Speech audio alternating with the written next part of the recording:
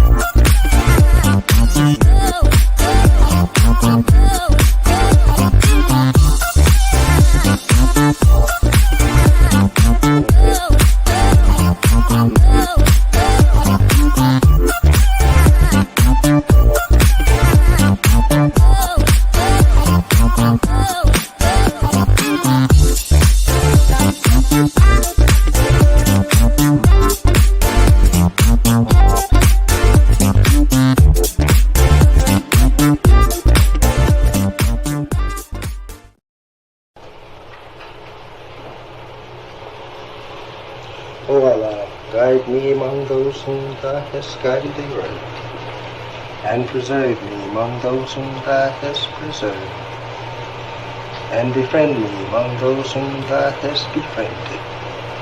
Bless me in whatsoever Thou dost grant me, and deliver me from the evil of what Thou hast judged. Surely Thou judgest, and none can judge against Thee, and he whom Thou befriendest is not disgraced.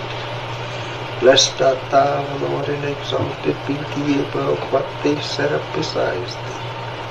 I bear witness, nothing deserves to be served besides Thee, and I bear witness that Muhammad is Thy servant and apostle. Amen.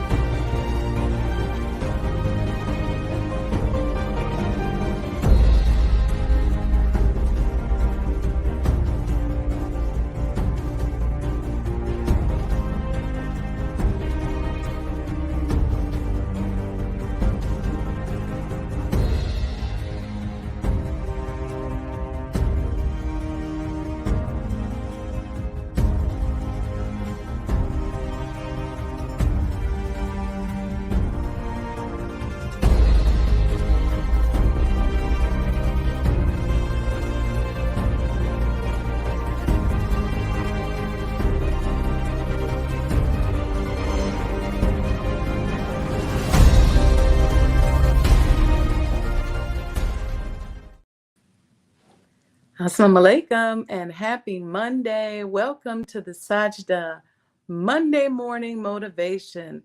Got my sage going here. We're going to get this morning started right. How's everybody doing? It's been about a week since we've been together. I pray that you all have had a good week. I've had a very eventful week.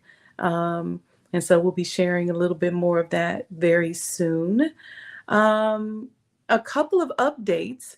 I don't know if you guys noticed that I posted that we're going to be doing a weekly review of my book, The Mind of an Entrepreneur, starting Thursday. Okay. So, in preparation for the completion of the new book at the end of the year, I just want to go over the basics, if you will, or go over, the beginning. And so, if you don't have a copy of the book, go out there and grab it and start reading. We're going to do one chapter a week until we're finished, and then we'll get into the way we're going to reveal the new book after we finish with the first book. So if you don't have it, go grab it. If you have it, read chapter 1 again. Okay, read the intro and chapter 1 again so that you'll be ready for Thursday, and then make sure that you bring some questions with you. Let me know in the chat how you all's week was doing. Make sure you guys let everybody know that we're back this week. I was off for the week. Do you know that that's the first time that I've ever taken off an entire week from video blogging or doing this podcast, if you will? First time ever. I'm usually doing it from hotels. I'm doing it from from wherever I can is usually what I do. And then this week, I just took a break, just a refresh, new start, new beginning. We got some new things happening. So I'm very, very excited, and I'm grateful for you all to be on this journey with me. I wanted to talk this Monday morning. Last week, we talked about going into our heart space, and I hope that you all have been practicing that. This week, I want to talk about focus and dedication. That's going to be our kind of our theme for this week. Okay. Many of us, especially when you begin to go deeper into your own authenticity, your own spirit, you start to receive projects and ideas and communications from the universe that are only your own. Okay. And everybody has the ability to do this. You don't have to get crazy because somebody else got a big project or somebody else got a certain download. Don't look. God came to make himself known, and he put you on the planet so that you can make sure that others know him. So you want to always be demonstrating him at all points and times. Even a lot of times, if people don't want to be bothered or they don't want to hear it, you got to be demonstrating who and what he is in order to allow him to flow through you. And he'll tell you at that moment, what it is that he wants you to do. Just do it. Okay. Just do it. But here's the other piece of that. Long after other people have lost focus, long after some people have fallen out and died and passed out and went to sleep and had to go handle their own business or just got over you, you have to keep going. You have to be focused. You have to be dedicated. People are going to fall off. People are going to run out of oxygen. People are going to just say it's too much, and as our brother 19 Keys said, that what oftentimes happens is that as you're working on something, your light will begin to shine very bright. And it's really great for you because it's illuminating your path. It's much easier, let me tell you, when you get to that space where God starts guiding you, not where you make up in your head. See, here's the difference. A lot of people say, well, God spoke to me, or I got an inspiration for this or that, blah, blah, blah. But it's really just them saying that because it's something they want to do, or saying it because it's ego driven. And what I'm saying is that when you get to that point where the ego goes away, where you don't own stuff like that, and the ego really just serves to protect the sovereignty of who you are, um, life is much easier. It really, really is much easier because, and here's why. And I'm not saying that the things that he tells you to do won't be easy, because the universe is going to tell you to do some stuff that's tough, that's hard, that you don't know how you're going to get it done. You have no idea. And then you're going to be forced to figure that out in the space of other people who don't have the message that you have, who don't really understand, who may be more in their masculine, their brain mode, where they're really tactical. Um, I call that manifesting in the face of controversy. So, what's the controversy? The controversy is that there are forces out there that are converse or different from the way you've been communicated with. And so, as you're moving, you have to pay attention. You're gonna have to have perseverance, but it gets easier because at the end of the day, you know that really all you got to do is follow instructions and things will fall into place.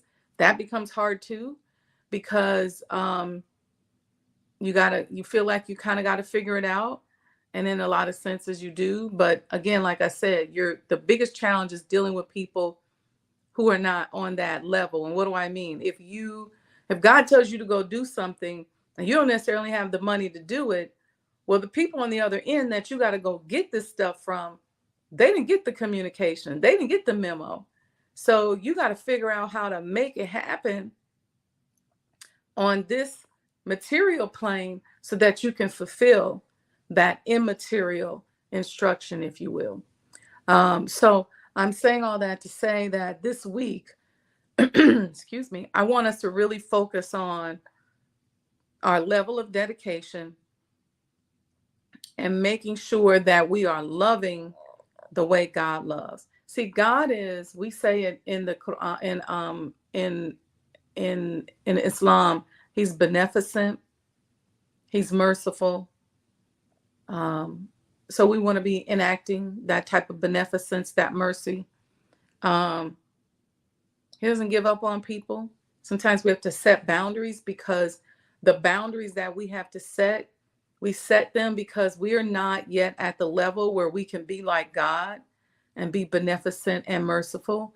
And people will hurt us. So you have to set boundaries. And that's really just to protect your own shortcomings. I will say all the time, I have to set a boundary because I'm not developed in this area yet, or I'm not developed in that area yet. I'm not in a position where I can have total beneficence and mercy and patience with you. And so, in order to protect my healing space, I may have to put boundaries, and that's okay too. So, I want you guys to be okay with boundaries as you're navigating and moving through this process. Boundaries are okay, they're to protect your level of development. Because obviously, if we were all functioning in the image and likeness of God, then we would we wouldn't necessarily need boundaries. We'd be moving differently, but sometimes we do. um but here's the other side of it. Manifesting in the face of controversy is understanding how to bridge the gap between the inspiration that you receive, or the download, or however you want to see it, the dream. If you have a goal, a goal is something that you set and you can either do it or not. Like, you may or may not do it. But a dream is something that won't let you rest. It's something that won't let you go. So when you're reconciling between the dream and the download, the dream, which is the download, and then the material world, that is where your skill sets have to come into play. That's where all these mental strategies come into play. Somebody asked me over the weekend, they said no, it wasn't over the weekend, it was Friday. Somebody asked me, they said, well, how do you make sure that you can figure out how to manifest in the face of controversy, and why do you need all of these mental strategies? Why is all that necessary? Well, It's necessary for a couple of reasons. It's necessary because you got to figure out the skill set and the mindset and the mental strategies that you need to string that bridge between reality and the download, or between the material world and the metaphysical world, or between the dream that you have, the one thing that won't let you rest, between the dream and the manifestation in the material world. What do we need to go in between? We need the mental strategies, we need the mindset, we need to understand perseverance, we need to understand patience, we need all the levels of self-improvement to help bridge that gap. That is the goal, and that is what all this stuff is for. And so that's why when we start talking about being conscious entrepreneurs and developing this dream and all of that kind of stuff, well, guess what? We need that. We need these mental strategies because we got to figure out how to get from here to here. Okay. We can't just stay in the dream world. So you can have a dream and you just keep focusing, you just keep thinking about it. You can't just stay there dreaming it over and over and over again. And then you just can't be in the material world, because at a certain point, you're going to become somebody's slave. You're going to end up fulfilling somebody else's dream. So you want to find a way to marry your dream with the material world, the manifestation, with making it happen. And that's when you're going to have to make some moves sometime, to make some adjustments to make it happen. You may lose some people, but you're going to gain the right people along the way if you just stay steadfast. Okay. Keep me posted if you guys have any questions in the chat. I see you here. Let me see. I'm on my iPad, so this may be a little bit wonky. Yep. I said, let's set the stage for energy for the day. I'm going to come back to that. Good morning, Mom. Good morning, Sister Betty says happy Monday. Wa alaikum salam, Sister Monica. I know I have not been out here, so a lot of you all are probably like, is she here? I see more of you on live than in the chat. So, okay, thank you, sis. So setting up our energy for the day. Setting up our energy for the day begins with setting an intention. So what is your intention for today? And I want you to start big picture and then go into your detail. Sometimes what happens is we start very detailed, and because we don't really believe the detail, we don't know how to get the energy right and get ourselves there. Remember, thoughts are spiritual energy. Okay. So what is your goal for today? Let's say your goal for today is you got to come up with $20,000. Okay. If you start off saying, my intention today is to get $20,000. If you don't really believe that, and your male energy doesn't really have a way in which is your mind. If the divine feminine says, hey, we need $20,000, and the masculine or the mind says, well, I don't know where that's coming from. Let me give it this way. If the heart says we need $20,000, if the mind says, I don't know where it's coming from, you're not reconciled. You're out of space. Okay. So now we go, all right, my mind doesn't know. Even as soon as your mind says, I don't know where that's coming from, go bigger picture. Okay. Then you start going, all right, next phase. I know I need $20,000 today. I know it's available to me. I know it's something that I can do. But then you pull back and you say, you start asking your mind to settle down and trust the intuition, trust the heart. Okay, mind. And you have that conversation. Okay, mind, I know you don't know how we're going to get this, but my heart says that we're going to get it. It's going to happen.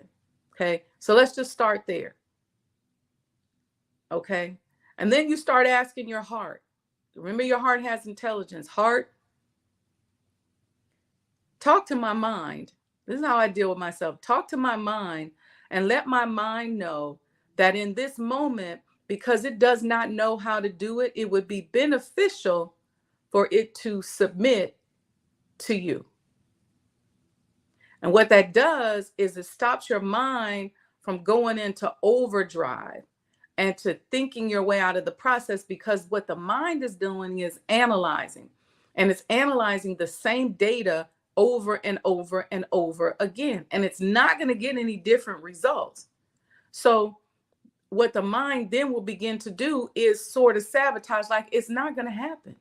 There's no way to do it. The mind will start talking you down, and then it won't happen. So you got to back your mind up a little bit. Doesn't mean you're going to stop thinking. A lot of people get scared of this because they're like, well, I know I got to figure it out. Well, you can't figure it out with the data that you have. So let's back up. Let's say, all right, heart, the spirit, Allah, however you want to do it. Allah, okay, I don't know how to do this right now, but I know that you do. And I know that you can place the energy in my heart that will settle my mind down and allow my mind to then have the awareness on different ways that I can go and get this, whatever, $20,000, this thing I'm looking for. You could be looking for new pillows for your couch, whatever it is. But start playing with this process. Let's make it easier. Let's make it a pillow for the couch. I don't know where I'm gonna get these pillows from. I got a dinner party tonight. I'm gonna head out. I'm gonna start looking to see if I can find these matching pillows for the couch, but I don't know where. And then your mind starts going, well, I don't know either, and it ain't gonna happen. Then you start saying to your heart, look, I know that you can tell me where to go.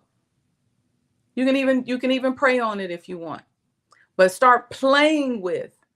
I want you to start playing with the communication between your heart and your mind, and use your heart to settle your mind down. We talked about that heart congruence last week. Go back and check out that show. But use your heart to settle your mind down, because all your mind is doing is regurgitating the same information over and over and over again. It's not getting another result. And so it's going to, at a certain point, you're going to start adding emotion to it. And when you start adding that emotion to it, that emotion is just telling you that you don't know where to go, but you're going to get into that emotion and start letting that emotion rule the situation. I'm so damn mad I can't find these pillows. I'm so mad I can't get this 20. I don't know where it's going to come from.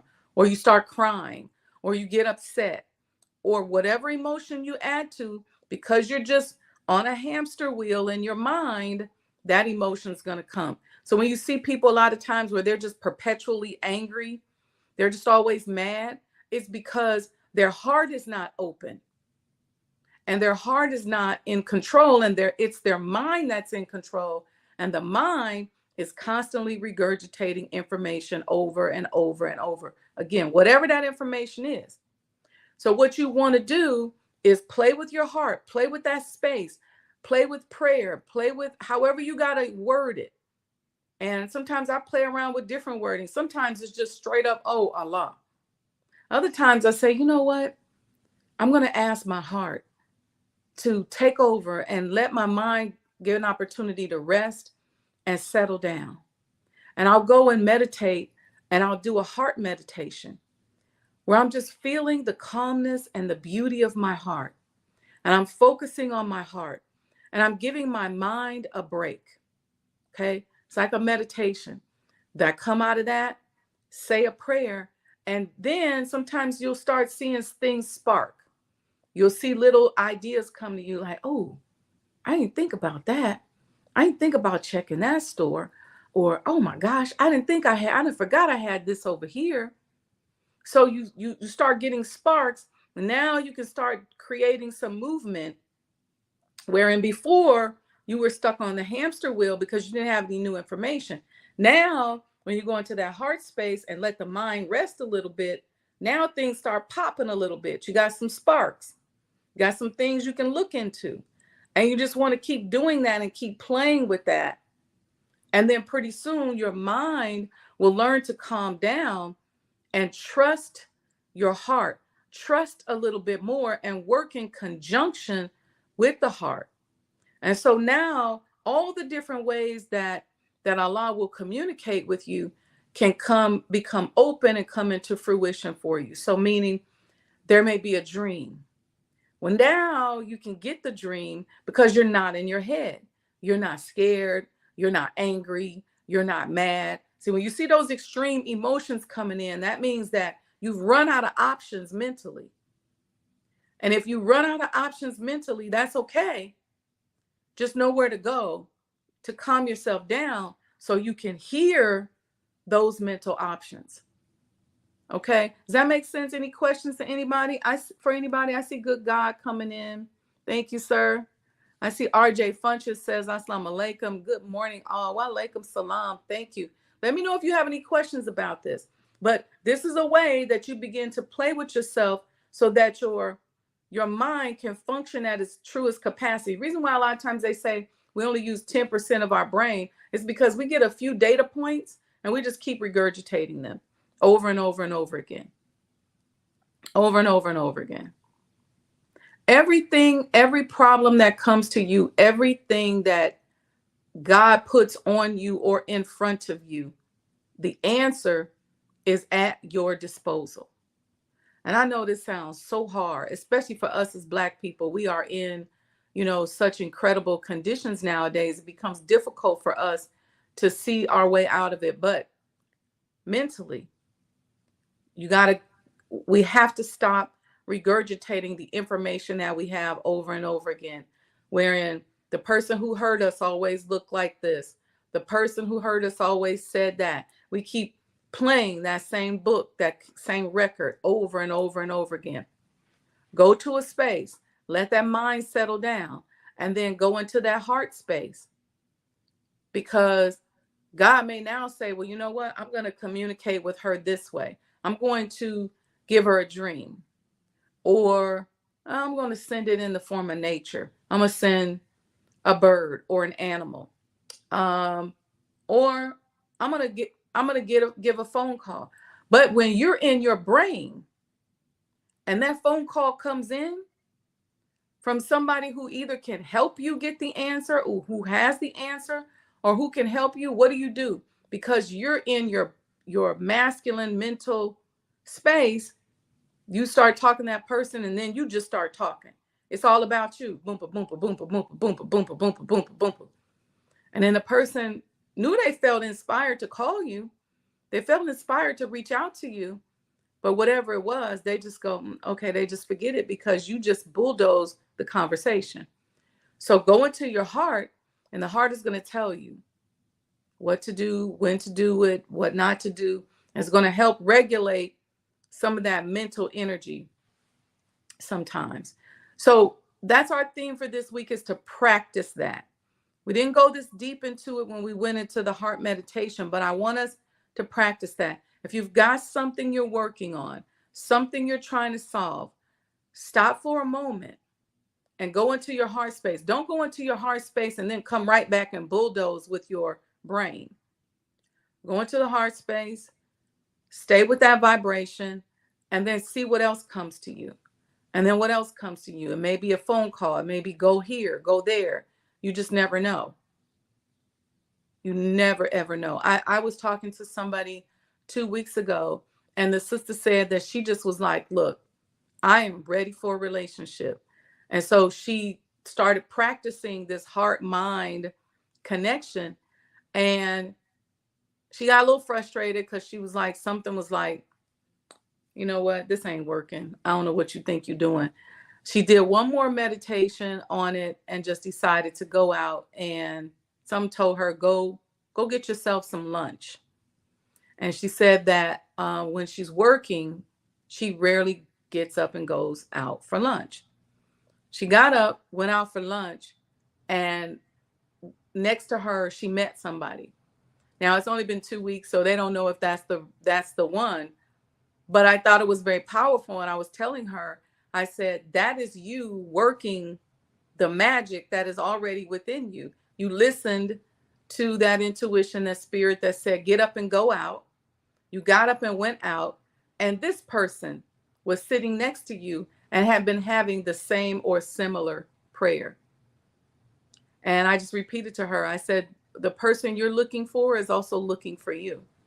And the faster we begin to get ourselves together and, again, understand how to use our ego, then we can be blessed. Because Why on God's green earth would you be praying for? Why if you're praying for this perfect person who's got it going on, and if God has his hand on that person, why would he send them to you and you all messed up and risk messing that person up? It's not going to happen. So we got to work on ourselves, right? That's just one example. But we want to practice, okay? Let's begin to practice this heart mind connection. And when you find yourself getting frustrated, when you find yourself in a space where you got excessive amounts of emotion, where you find yourself getting angry, you find yourself getting upset, you find yourself getting frustrated, freaking out or whatever, you need to go into your heart space, because that means that there's some message that you're supposed to get in that space that you're missing. It could be something as simple as, hey, you can do this too. Or, hey, this person loves you. Or it could just be simple as, go stand over here. What you're looking for is over there. Or make a phone call and what you're waiting on is right there. You just never know. And it may not always be about what you want. It's about giving and loving someone else. Okay? You never know. It could be about that. Most times it's about that. God will tell you, go be of service, because he's trying to heal something in you. But see, we look at being of service the same. It's residue from slavery, residue from colonization. Being of service means I'm really a slave. And so I don't want to do anything nice for you because nobody does anything nice for me, or we don't do nice things for each other, or it's a residue from there.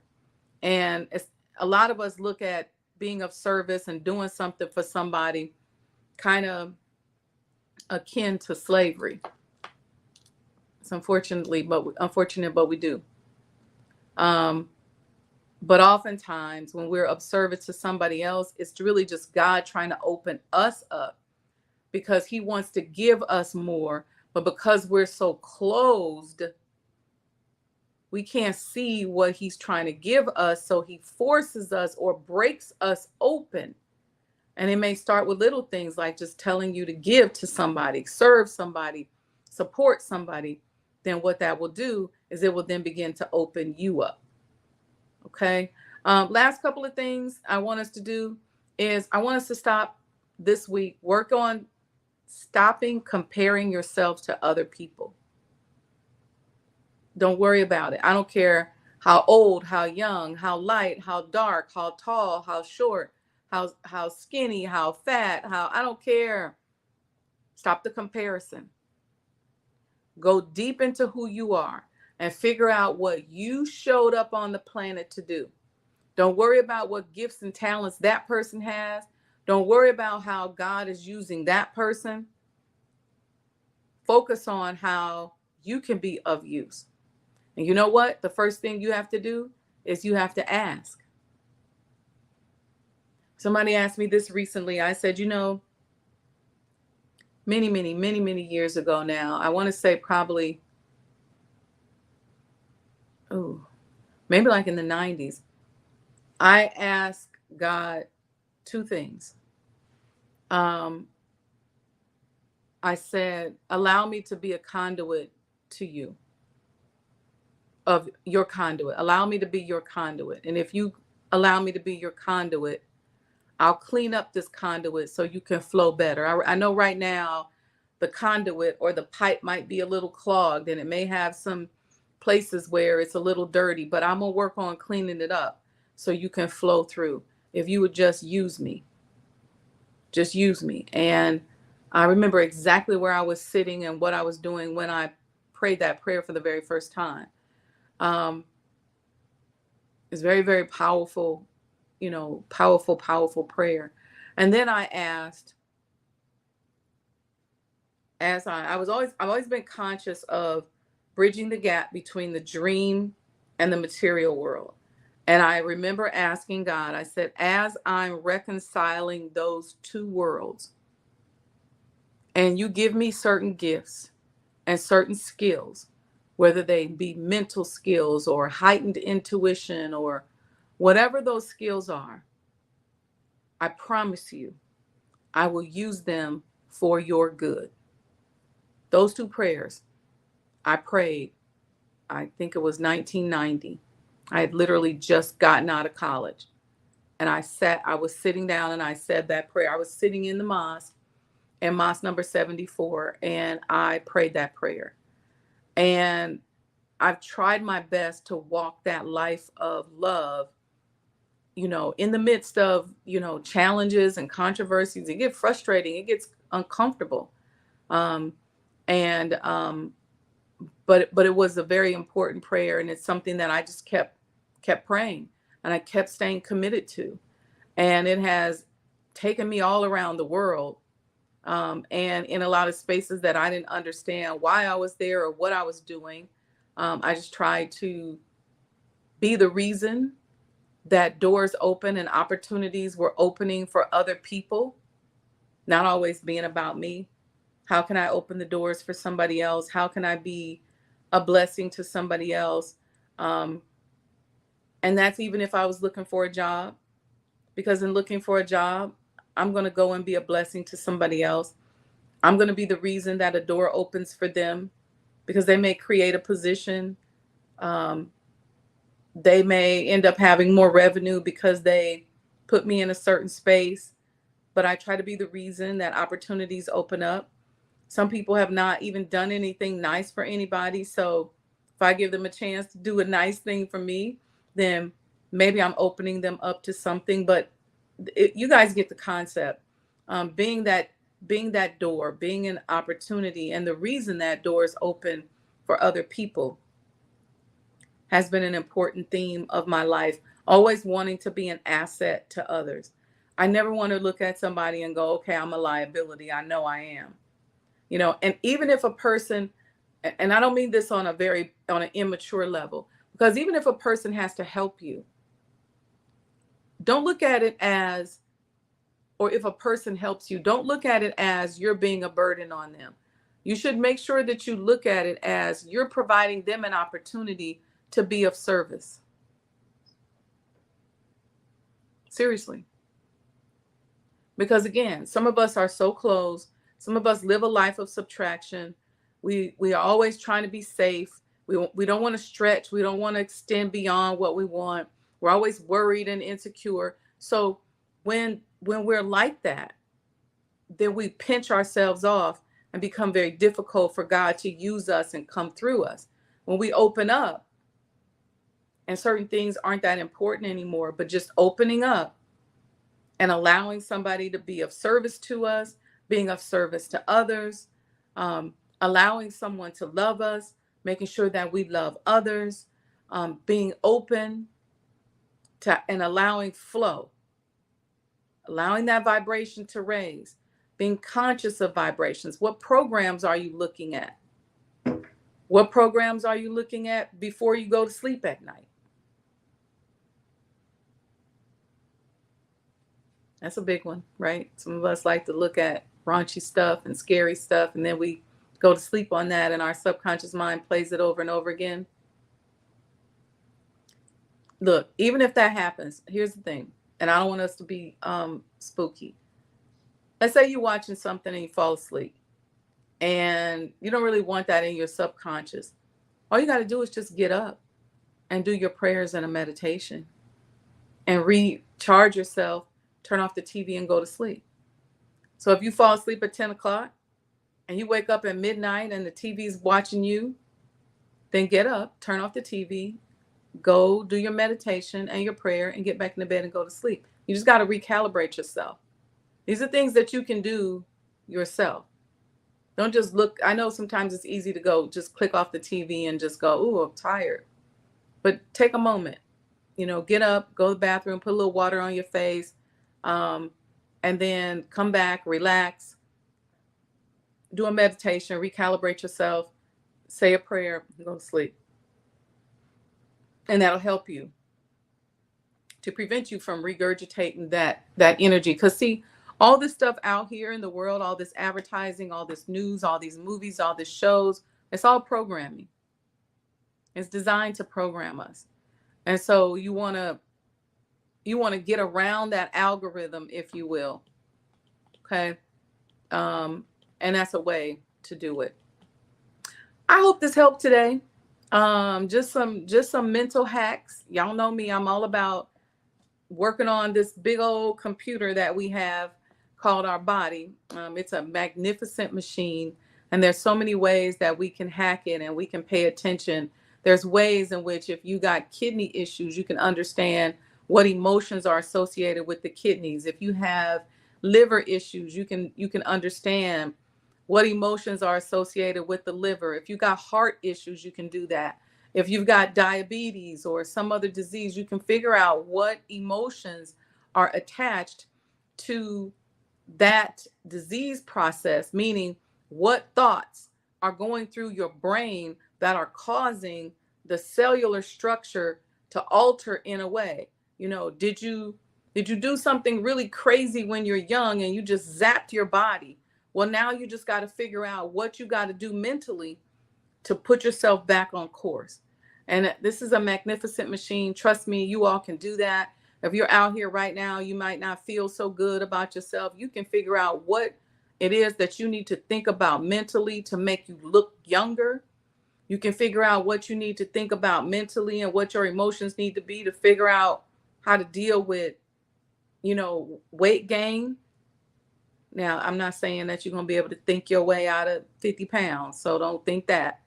But you can, as you begin your exercise routine and your new dietary regimen, you can begin to change your mental strategies so that it makes it easier and you can accelerate the weight loss or getting it into shape. Okay. So if you tell yourself something, it's going to happen. I remember my business partner used to always say that if you hear a patient come in and the patient says, I don't think I'm going to make it, he said, let me know. Because if they don't want to make it, they're not going to make it. And so we're not going to take them into surgery. If they say they think they're not going to make it or they say they don't want to make it, then, we're going to have to either have a conversation with them, or in this case, we're doing elective surgeries, then we're not going to do that elective surgery. Oftentimes when you're in the ER, you don't really have that kind of choice because there's certain laws and regulations in place if you have a life-saving surgery. But in an elective surgical space, like the one that we were in, meaning that you could have the surgery or you could not, basically, then we would say, if they say they're not going to make it, we're not going to take you into surgery. It's not today, not up in here. So we were blessed not to have one mortality because we paid very close attention to the spiritual space of the patient.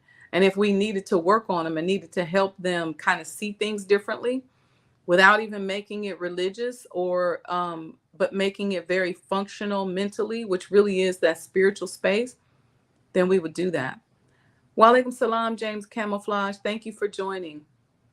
So, you can tell yourself, if you say to yourself, man, I look ugly, then you're probably going to start looking ugly. If you say, man, I look fat, then you're probably going to start looking fat. If you say, man, I look old, then you're probably going to start looking old. I'm just saying. So be mindful of what it is that you say to yourself. And we'll come back. But Thursday, don't forget, if you have a copy of the book, read the intro in chapter 1. If you don't have a copy, go out on Amazon and get it. It's called The Mind of an Entrepreneur. Grab the book. We're going to be doing a 9-week series on the book, going through each book, each chapter by chapter, in preparation for the new book that's coming out, and in a very unique and different kind of way. All right. Because you know what? This is the thing. Let me say this. Everybody's writing books now. Everybody's using Chat GPT to write books about stuff that they have no experience in. They ain't got no receipts. I'm telling you all right here, right now. And I've said this 1,001 times.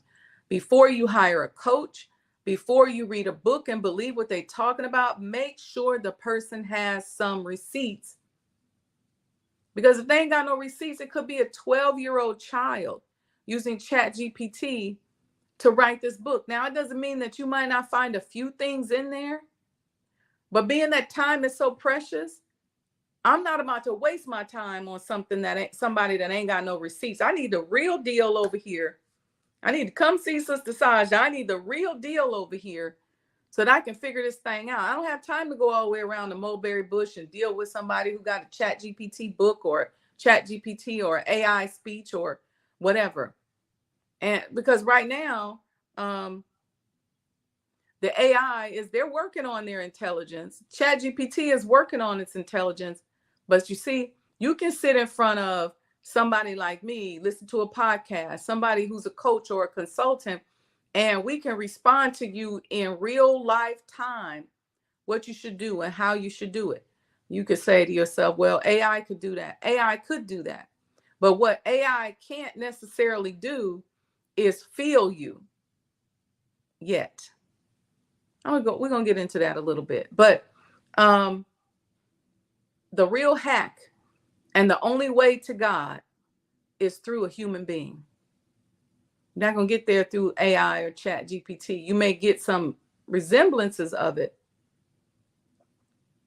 but God is not communicating to AI. He's communicating to people who are creating artificial intelligence. So many people are out here doing chat GPT books and AI books, and they have no experience. They have no idea what they're talking about. I want you to be mindful of that. Get a coach, get a consultant with receipts. And so we're going to do our upcoming book reveal in a little bit of a different way. When I started talking to people when I was working on the book and they started saying, well, and I said, well, I'm almost done writing. They're like, well, why are you writing? And I was like, what? I was like, well, you can just use chat GPT. I'm like, I don't want no chat GPT book.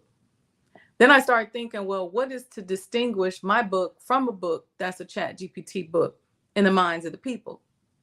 And so I said, okay, Spirit, give me an idea on how to launch this new book that's going to be different from all this chat GPT stuff that's out here. And so that's what we're working on. So this next 8 to 9 weeks or so, we may get through it faster, okay, because we got a few times we go live a week. But let's start with chapter 1 on Thursday, and we'll see. We may say, you know what, that was good. We're good. We can use coffee talks to come up with this stuff. But right now we're going to start with 1 a week because I really want us to delve into it. And what I would like to do is when we talk about chapter 1 on Thursday, then we can move into some deeper levels of it on Friday morning coffee talks and Saturday morning coffee talk. That way we really exhaust the subject matter before we move on to the next one and before we move into the new book series. Okay, family. Appreciate each and every one of you for joining. I love you. Please do something good for somebody today. Make sure that you are an asset to somebody today, whether you just smile at them or hold the door.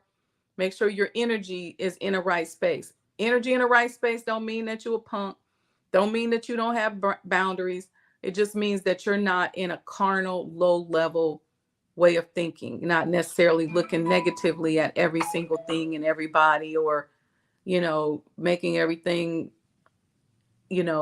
sexual or something. So first thing we want to focus on is our energy levels. And the way to do that is let's get ourselves out of our insecurities. Let's get ourselves out of our heads and into our hearts and go from there. All right, family. If you have not, please, the love offering Cash App is here. Each week coming up, I'm going to be giving you information that generally, if you went into the corporate world and went to some of these workshops and things like that, they will cost you thousands of dollars. Okay. You're not being charged that. So Cash App, Sajdah Enterprises, you could Cash App a couple hundred because you're not being charged the thousands that a professional at my caliber normally would charge. Okay. And that's just real talk. My colleagues are charging a lot of money for their experience, for consulting, for coaching. And I am being compelled to share it here And so I ask you to do a few things: share, like and subscribe, and share, and bring a friend when you come on Thursday. Make sure they go and get the book. But if you're here and you're learning something and you get anything from it, each time we go live, then give a love offering. Go to Cash App, Sajdah Enterprises. You may not have much to give, but I want us to get in the concept of making sure that we give. Some of us have more than others. Some have $1,000. Some have $100. You know, some have $10.